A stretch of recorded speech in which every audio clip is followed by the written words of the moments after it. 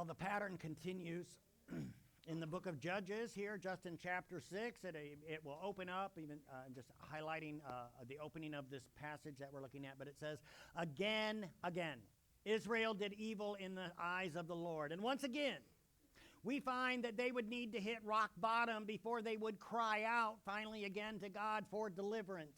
And this time their rock bottom would be from that of a desert people, kind of nomadic group called the Midianites. Now this tribe, it's a little bit interesting. This tribe, they actually came from Abraham's second wife, and the contention between these two people groups went all the way back where to an early event where they were in constant conflict.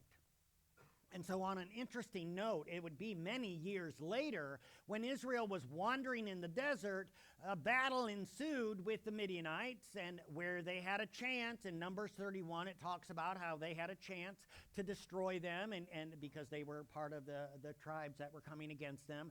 But Israel failed, and the Midianites repopulated, and so here once again, they pop back up. They come right back up. And so the attacks at this time seem even though far more oppressive, just to set the stage. The Midianites, they had grown in strength, so Israel had chose to go to the mountains, and they dug out caves in the rock, and they prepared secret shelters to live. It was just such a tumultuous and scary time for them. And the strongholds then would take them from the view of the Midianites. However, as the people were, of course, dependent on the land for food, when they would go out to plant, then the Midianites would come in and raid with all other nations, a few other nations, and simply just camped out on the land, on their crops where they were, and would destroy everything. And so they came in, and they came in with a vengeance, and they ravaged everything they possibly could, including then their livestock, which of course could not be up in the caves and the mountains. And this was really below rock bottom for the Israelites. There was seemingly no hope at all to be found on the horizon. How is this ever going to change? You probably have felt that way. You're looking at a situation and you're thinking, how in the world will this ever change? Well, normally done on the plains, when there was a harvest where the chaff they would blow away, yet due to the Israelites having to take into the hiding in caves, we're introduced to a man that was in a pit, and he was doing this job. So let's take a look at this calling and unpack a few things. So it says, then the angel of the Lord came and sat beneath the great tree of Ophrah, which belonged to Joash, the clan of Abiezer. And Gideon, son of Joash, was threshing wheat at the bottom of a wine press to hide the grain from the Midianites. You see, that is so crazy. He has to go into hiding just to try to get some grain. And the angel of the Lord appeared to him and said, mighty hero, the Lord is with you. Sir, Gideon replied, if the Lord is with us, why has all this happened to us? And where are all the miracles that our ancestors told us about? And didn't they say the Lord brought us up out of Egypt, but now the Lord has abandoned us, and he has turned us over to the Midianites? And then the Lord turned to him and said, go with strength you have and rescue Israel from the Midianites. I am sending you. But Lord, Gideon replied, how can I rescue Israel? My clan is the weakest in all the whole tribe of Manasseh, and I'm the least of the entire family. And the Lord said to him, I will be with you, and you will destroy the Midianites as if you were fighting against one man. So we're going to pause there a moment. You see, the Israelites, they'd been demoralized by this point, that they had gone from threshing wheat into open spaces, which is what you would do, to sunken places like the bottom of a wine press. And normally threshing floors, they were that open space where there either a wheel would be ran over them to get the grain and tread it out. Even they bring oxen along to try to get them to tread out all of that. And although a place of privacy, it's understandable, this would have been a very difficult task just to get the concept of what he was doing. And here, Gideon is in a pit. He's hiding from the enemy, attempting to do what he could, simply for survival. That's really what their mode and their mindset is right now. We just got to survive. And it's strange that the title given to him by the angel of the Lord, it certainly didn't seem like the Lord was with him. And even more baffling was he called him a valiant warrior, as the original language speaks. Go ahead and throw that up there. This is from the original language here of what was used, of saying you are a valiant warrior. Now, there's probably no doubt that he kind of looked over his shoulder like, who are you talking about? Who are you talking to? Because that certainly is not me. Where did his valor, where did his valiancy come? For he was a simple man, by his own words. The least in his entire family, ranked among the weakest of all of the 12 tribes of Israel, and he certainly wasn't doing anything spectacular at that point. He was just doing his daily life, and he was just trying to survive. And it's interesting because initially, as you read through that section of the story, it feels like he deflects. He had heard, of course, of the stories of God's great works, but now they're all oppressed. And he even took the angle that the problem was with God. What does he say? He has abandoned us. That's what he said. So he's blaming God for all that has taken place and not even applied any truth to the true failings of the people of Israel after all of these years, which is what got them there to begin with. He failed to acknowledge that the people had brought all of this calamity on themselves when they decided to neglect God, when they decided to not have him lead their lives as a nation and personally. You know, it is pretty easy to overlook our own accountability in situations and blame problems on God or others, is it not? Never solves a problem. Our deflecting and not looking at our situation, it never brings results. It brings us no closer to God when I'm blaming God or I am blaming someone else for the problems that I'm facing. And that can indeed escort us to the very edge of rebellion or backsliding. When we're taking no accountability. And when problems come, the first place really is it should be to look within. It should be to look in ourselves. Our first action should be really, like as we just saying, to bring that confession to God, to search me and know my ways. And I even think about there's been times that, there's been such a struggle even in my own personal life where I have said to the Lord, just please renew in me the joy of my salvation. Renew that within me. But that takes me actually wrestling with whatever the problem is and looking to see, do I have any fault in what I'm dealing with? It's so easy for us to overlook any personal accountability and blame God or others instead of ourselves. And you see, in this situation, the problem was the people. It wasn't God. He hadn't changed. Well, not deterred, what did the angel say? The Lord turned to him and said, go with strength you have and rescue Israel from the Midianites. I'm sending you. Go with strength. Well, what kind of strength did this guy have? Well, it might be a little bit different than we would normally think. You see, his strength was in the fact he was humble and he was still threshing wheat even though the situation was terrible. It was there because he cared, he did care about how Israel had become. There was also strength that was there, kind of a quiet strength of a knowledge because he knew of the great things God had done in the past. And to some degree, there's a strength because as you read through that, there's like this spiritual hunger that he wanted to see God do great things again. And most importantly, and probably most key, is he was teachable. He listened to what the angel said.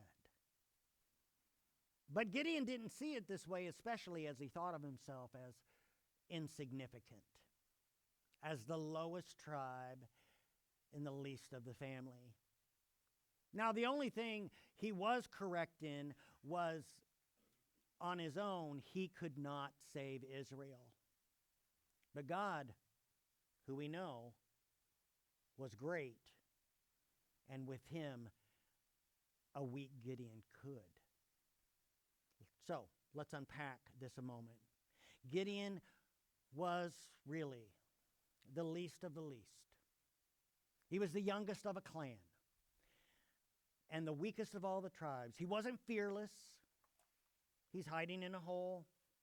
There's actually not an ounce of a warrior to be seen. Yet God saw him differently.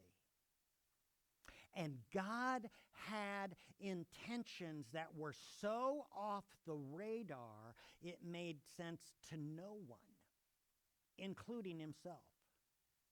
I mean, there's no doubt that being the youngest of a family, the weakest tribe in the nation, he could come to believe everything from their culture that stated he wasn't important. He could come to believe that he was a nobody. He probably did. Eleanor Roosevelt, she said, "No one can make you feel inferior without your consent." Think about that. Meaning when we give others their negative words against us power, when we begin to listen to these words and these phrases, we ultimately will begin to believe them if we're not careful. If the voices are so loud, speaking so negatively against us, it doesn't take long for us to believe that's true. And the words of others, when they are negative or destructive, not only do they work against our own self-worth, but they also are how we respond and react to things. It's particularly true when God calls us. Let me ask you, has your own self-image affected your effectiveness as a believer? Does your own perspective of yourself affect what you believe that God can do, or more importantly, what he wants to do through you? Now, you know, there's a double-sided question and outcome, really. Because an unteachable, know-it-all person has just as a negative effect on people as one who is opposite and self-loathing. Someone who is so full of pride, they'll never admit they're wrong, always have to have the last word. Well, what does that do? That affects their witness and their outreach completely. Such as we would call them sometimes a holier-than-thou attitude type people who are fairly unapproachable. So that's the one extreme. The flip side are people like Gideon who have such a low view of themselves because of what society, what may be parents, what may be family, what may be friends or should be friends have called us and talked down to us. And when we have such a low view of ourselves, it's completely different than God's view of us. That's what I want us to hear. Because God has a view of us of greater things than where we are. Has your self-image affected your effectiveness as a believer? Both sides of the coin. Gideon saw himself as weak. God sees him as a warrior. He's done nothing to even show that he has that. Gideon saw himself as the least of the least, and God called him toward a great task. He's going to fight as one man, in fact, he said. You see, the Lord's view of us and our view of and ours or of others' views can be polar opposite. Remember this: the Lord looks at the heart and what is going on in there rather than the outside. In fact, take a look at 1 Corinthians. Remember, dear brothers and sisters, that few of you were wise in the world's eyes or powerful or wealthy when God called you. Instead, God chose, I love this, the things the world considers foolish in order to shame those who thinks they are wise. And he chose things that are powerless to shame those who are powerful. God chose the things despised by the world, things counted as nothing at all, and used them to bring to nothing when the world considers important. And as a result, no one can ever boast in the presence of the Lord. So may we remember what Paul wrote in his second letter then. My grace is all you need. My power works best in weakness. You know, I'm not sure what tasks or what battles or even calling right now you may have being felt nudged toward. But maybe there's a reason that God is speaking these words to you today. That he's looking at you in a completely different light than how you or the world sees you. Will there be a sort of internal wrestling match with Gideon that would show itself a few times before he was really ready to embrace what God was asking? And it's no short stretch to realize the realities of how our own insecurities, our own self-worth image gets in the way a lot. And really, this was a lot to take in. No doubt. I mean, this would be a lot. And Gideon would ask for some help, and he'd ask for some clarification. So he replied, if you're truly going to help me, show me a sign to prove that it's really the Lord speaking to me. Now don't go away until I come back and bring my offering to you. And he answered, I will stay here until you return. Now I want to pause for a moment. Do you see anything significant here in this verse? It's easily overlooked. It really is. In fact, till this week, I don't know that I really recognized it after reading this story so many times. Do you see it? Verse 18. The Lord says, I will stay here until you return. God waited. He waited on him to bring this. And so often the case, when God calls us towards something, at least from my own experience, when it's something that, I never dreamt of, I maybe even never wanted, I wasn't so sure what he was saying, I felt like it was coming out of left field, God patiently waited on me to come around to this calling. That's what's happening here. So many times, the Lord will and does ask us to do things that seemingly, they just don't make sense. And so many times he asks us to say something even or become something that we may not feel is even in our wheelhouse. We feel like we're not even qualified for it, quite honestly, and something that we don't even want to do at all. But he begins speaking and he begins pressing in on us. You know what I'm talking about? I've had this so many times in my life where he was leading and speaking, and I was like, I know, I'm out. No, peace out. I'm not doing that. I don't want to do that. And he didn't move. He didn't give up. He waited for me to return, coming into the reality of it. He waited for me to come back to what he's asked of me. What's that saying? God will wait for us to come into his plan. And in this instance, Gideon asks for a confirming sign. And God actually honors it, as we will see. So Gideon hurried home. He cooked a young goat. With a basket of flour, he baked some bread without yeast, then carried the meat in the basket and the broth in a pot, and he brought them out, and he presented them to the angel who was under the great tree. And the angel of God said to him, "Place the meat and the unleavened bread on the rock and pour the broth over it." And Gideon did as he was told. And then the angel of the Lord touched the meat and the bread with the tip of the staff of his hand, and a fire flamed up from the rock and consumed all that he had brought, and the angel of the Lord disappeared. And when Gideon realized that it was an angel of the Lord, he cried out, "O sovereign Lord, I'm doomed. I have seen the angel of the Lord face to face." "And it's all right," the Lord replied. "Don't be afraid.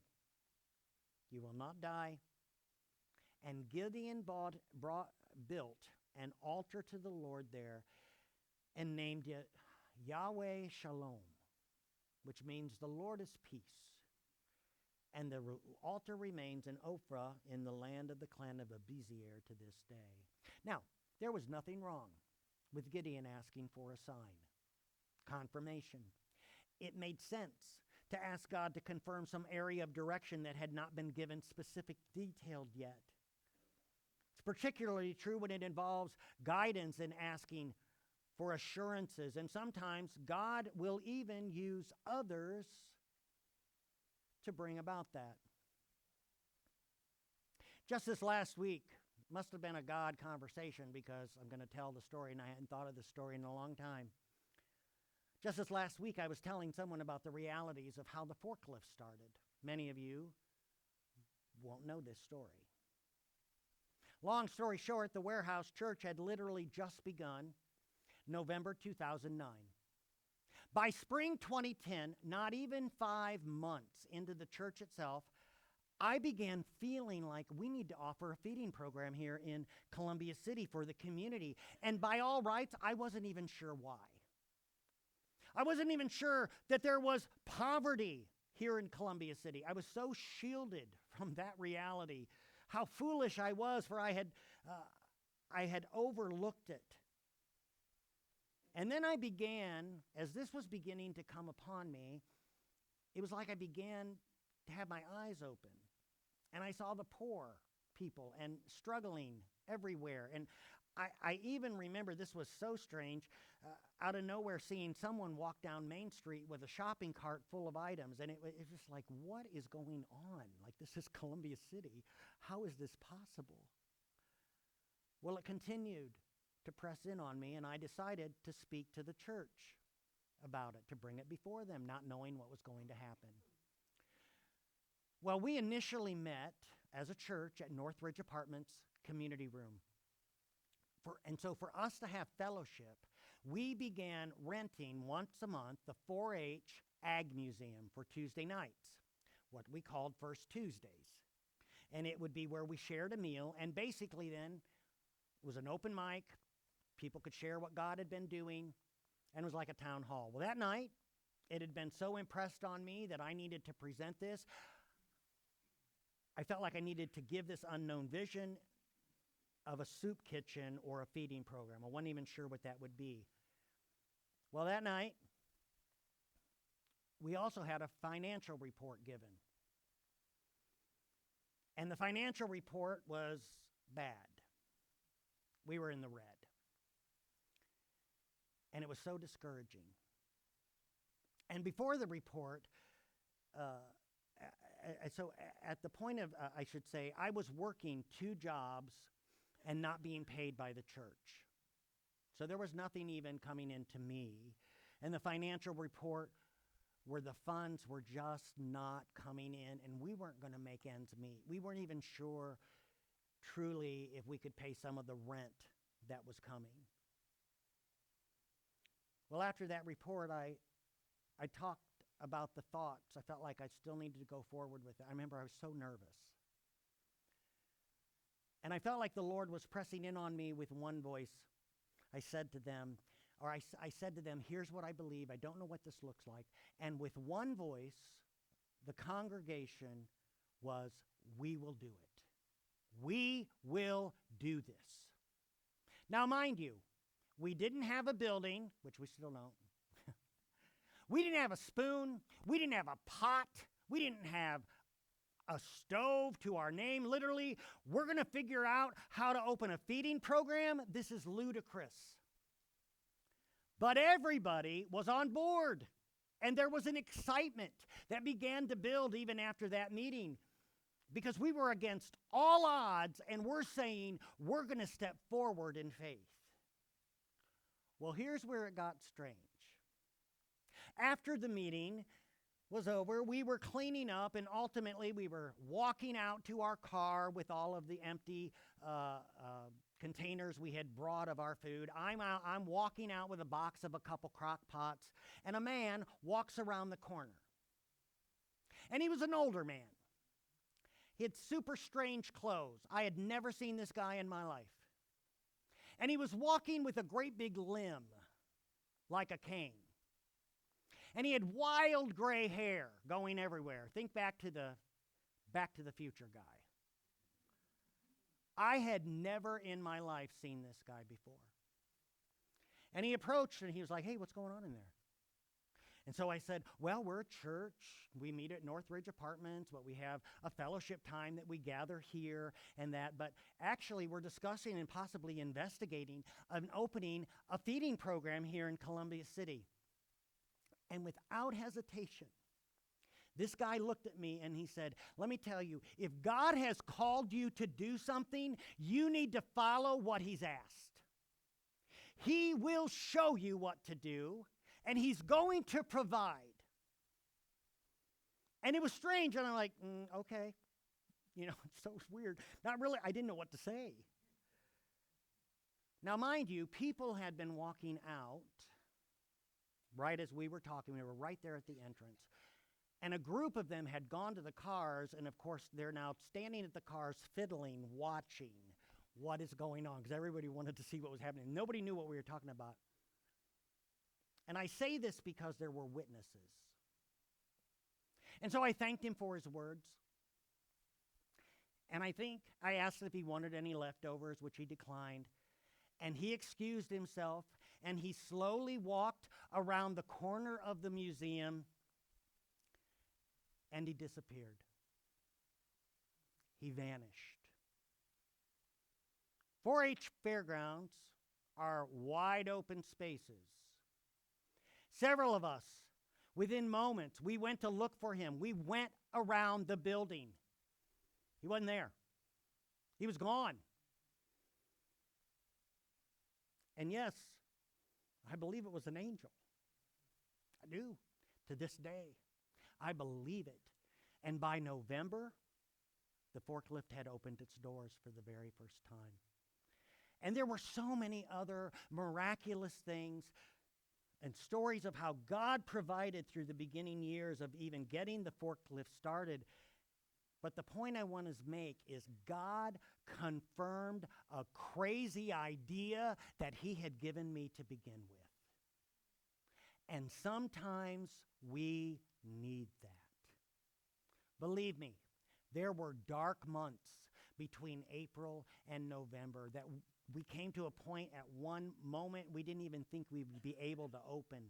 The cost was atrocious and needing of all industrial equipment because we had to be certified by the health department. But don't you know, donations began coming in specifically for that. Saboya's Mexican restaurant heard in Fort Wayne that we were doing this. They donated us. We needed a 3-bay sink. They donated a 4-bay. Crazy. The stories are amazing how God provided. Let me tell you, folks, if he has called you, he will provide. And he will confirm every step of the way. So open your eyes to the things around you, because he may even right now be trying to speak to you through random meetings and situations to give you assurance of what he's asking of you. For Gideon, fire rose out of the rock, and it consumed the meat and the bread, and the angel of the Lord comforted Gideon's terror, and Gideon was led to worship.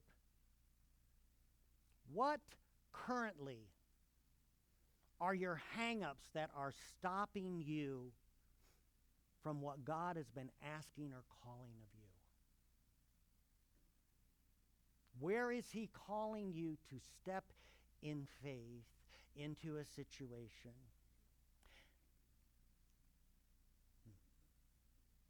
Gideon would be given a hard test immediately. He'd have to go against the family and the culture. His first command that the Lord gave him was to tear down the family idols. Truly, you're going to serve me? We're going to draw a line in the sand. You're going to follow me. You're going to do what I'm calling of you. You're going to have to change some things. And so look what he says. That night the Lord said to Gideon, take the second bull from your father's herd, the one that is 7 years old. Pull down your father's altar to Baal. Cut down the Asherah pole standing beside it. These are his dad's.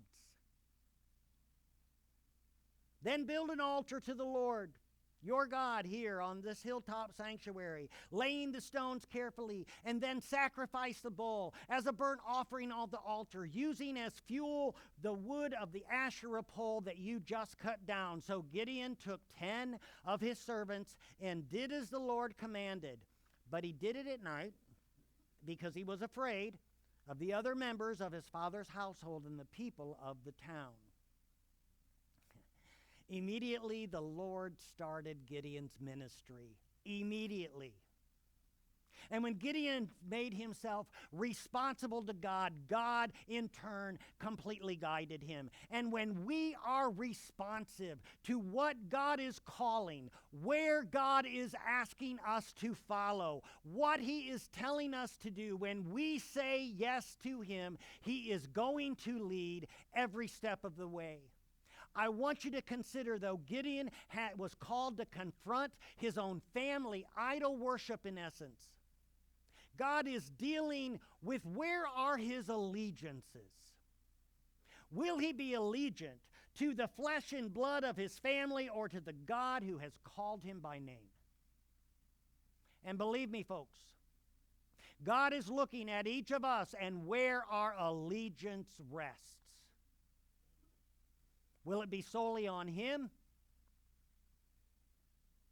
No one, no thing is more important than that. And so God said to Gideon, get your house in order. That's what he's saying. Nothing's changed on that front. Nothing. We have to get things in our own lives right, our own families, and set the standard, truly a line in the sand drawn as to that we will serve him fully, which meant addressing the idols for him of his own family. And he went under the cover of night because he was afraid, yes. Yes, he still had fear that the father's whole household and the men of the city would prevent him from doing what God asked. But Gideon was a new, genuine follower of God here, even though he's frightened and even though he's fearful. I think we need to recognize that so many times when God is calling things of us, it is scary. And in time he would be bold, but this was of the groundwork that was leading that in his life.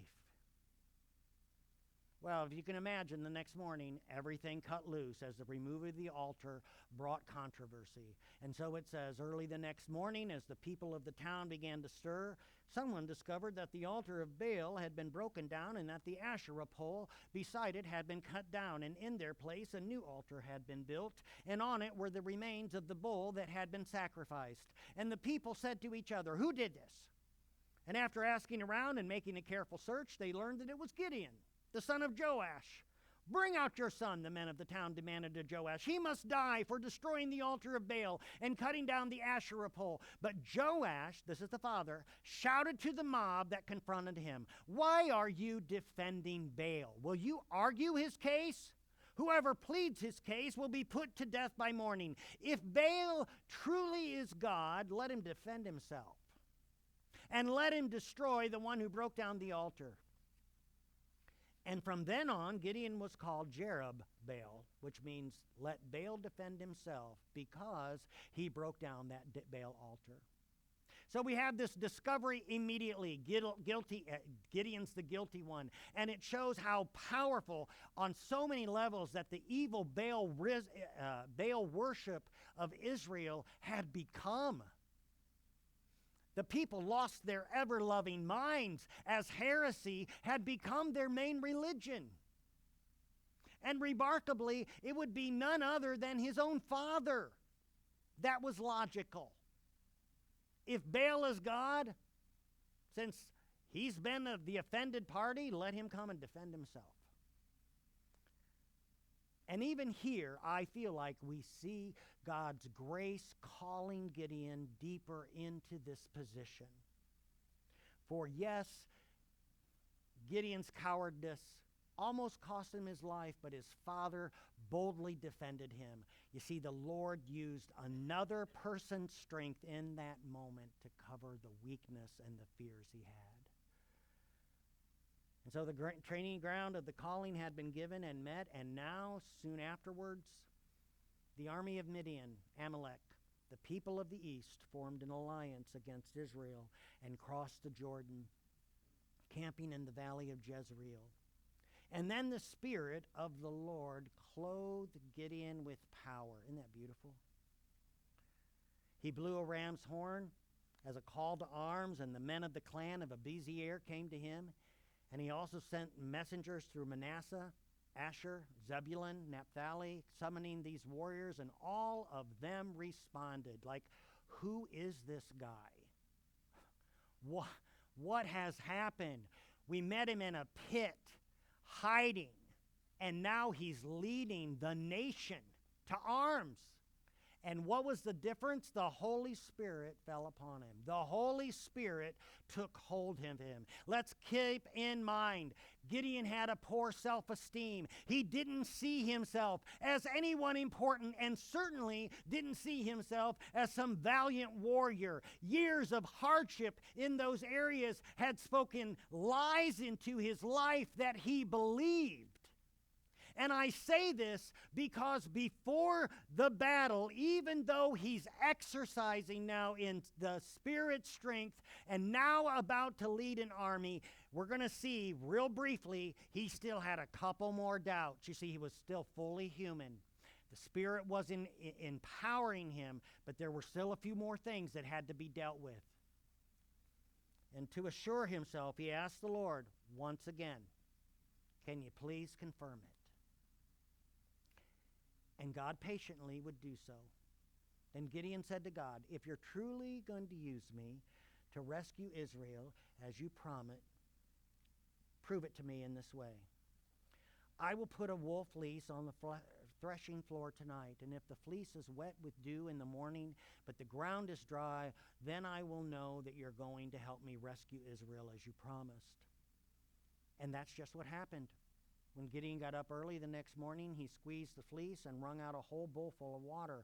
And then Gideon said to the Lord, please don't be angry with me. Let me one more time make a request. Let me use the fleece for one more test. This time, let the fleece remain dry while the ground around it is wet with dew. And so that night, God did as Gideon asked. And the fleece was dry in the morning, but the ground was covered with dew. What's so beautiful here is we see a man that was called who had still a weak, imperfect faith, but he was trying. There was a bold, life-endangering mission that he needed just a bit more, and in this case, 2 more signs confirming of what God was asking. And you know, I'm not critical of Gideon here, as some tend to be. Some do. Some really come after Gideon for these other 2 tests. But consider simply the challenge that was ahead of him. And most of us probably would have immediately refused to begin with, even of asking God to confirm. Gideon had a faith that was weak at this point, but it was still greater than no faith at all. The conversation between the Lord and Gideon to me is fascinating because he affirmed his calling to him again and again and again. And he provided situations that would show that to be true. He's telling him the very trajectory of your life is going to change, Gideon.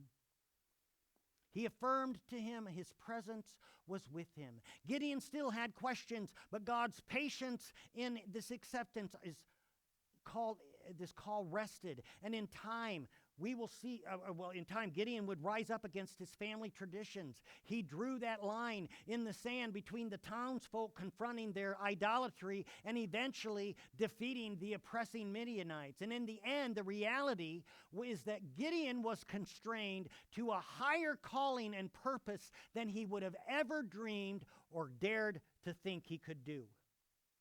You see, God didn't look at the outside signs revolving around him, but he was looking deep within. And what he saw when he looked within was a mighty warrior that was there. For Gideon to land on the same page, things began to change. They would have to internally. And he built an altar, and he declared the Lord is peace. And this act revealed his own feelings that God was sovereign and that peace would come. And he was required to tear down the altars of his past. He was required to confront the idolatry that had been part of the nation and even his household. These acts alone were preparing him for the tasks of what lay before him as the warrior that God saw him to be. The simple point is we often don't see ourselves of much of anything when it comes to great battles. We're simply doing what we do. Maybe we're hiding out in fear. Possibly we're praying for God to raise up somebody else to do it. Let them do it. What about them? Confront the situation. But let me ask you, folks, what if it's you? What if you are the one that he is calling to stand strong, to be bold, to go into the situation and lead for Jesus because there's lives at stake? How God sees you is much different than how we see ourselves. That is the takeaway today. If our singers would come back up. Truly for each of us, I said last week, I asked, what are the battlefields that you're standing on this week? I asked you that last Sunday. How'd that work this week? What's that battleground been like? Because many of us today, we are still standing on various battlefields. And for each of us, we are called to fight and serve our God. That's the number one thing. That is it. Even though daunting, and yes, even if it may cost us something, God promised the tools for Gideon's success, and he promised us the very same things for each of us. And he is going to give us strength when we are obedient and we take that step as to whatever it is he's asking, because he will be with us and he will lead us. And maybe for some, it's time we need to put those excuses back and aside and instead build an altar of worship and embrace the very calling of our lives, knowing that the Lord is peace. He's going to lead us in peace. And as a warrior for him, he will equip us in those moments to fight the fight that he's called us to fight. What are the battles that you're standing in right now? Where is he asking you today to move forward in faith? And how does God see us that is different than how we see ourselves? Because for those of us that have come to know him as Jesus and Lord of our lives, we're a new creation. The old is gone. It's gone. The new is here. Folks, are we living in this calling? Or are we deflecting excuses and it's everyone else's fault than where the Lord is asking us to be? Tough words to think about. Let's stand. Father, thank you for this morning. Thank you again. I love this story so much. We see the weakness of a man that you saw so differently from the very beginning. And Lord, we see ourselves so differently than where you see us and what you've asked of us. And I would pray in these moments, even as we, in a joyful celebration of song instead of reflective today, that God, we embrace who you see us to be, that we step forward in the boldness of what you've called of us to be. May you lead our steps. May you guide us with peace. And through all of that, may we worship the greatness of who you are, because you are working through us as weak vessels that are foolish to the world's eyes. And you see and use us differently. Amen.